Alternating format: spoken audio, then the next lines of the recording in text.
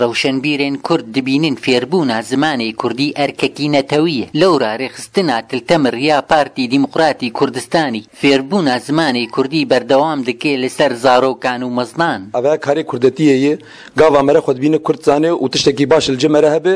دەبێ گۆی مەریوی کاری باش تێ خزمەتا پسگرێکا کوردی دزانێ وەک گۆ ئەز مامۆستەمە دەبێ گۆ مەس ئەز غەیری خوا فێری زمانی کوردی بکەم تەختۆر دەبێ کاری خزمەتا قەدیا کوردی دەبێ و هەروەها پارێزەر و دادمەند و دادوەر و هەروەها حیا داویتان بگەشتی شاگرد دەرباسی خولên سەرەتایی دبن دەستپێکێ فێری تیپێ کوردی و نیڤساندنا پەیوا دبن و هەفگرتنا هەڤۆکا و پشتی دەمەکێ ji fêrkirinê دەرباسی ئەزمونێ دبن و شاگرتên bi ser kevin باوەرنامە fêrkirinê hildigirin ya bi muhra rêxistina partiyê سەرvê xula got îro me ofîsa pedekê sêdayê ez îro pir kêfxweşim zanê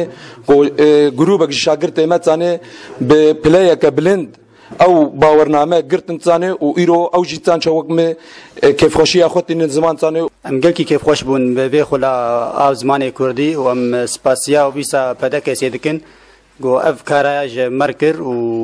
ومه خوشمر والك وهروها لناوندا ريخستني زاروك بدلگرمي بشداري خلين برتوكي دبستانا دبن زاروك انا اول شيء عندنا مدرسه حرفات دنوان وراس الدرزه قراءه دنوان كل نزان حرفات نزان بخوي نجي جانبي دبره هي تقويه وكشوان وتعلم الحرفاء لهجي نشوان جي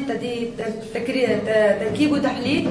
دنواش بو بعلم الحرفاء وجملات شكل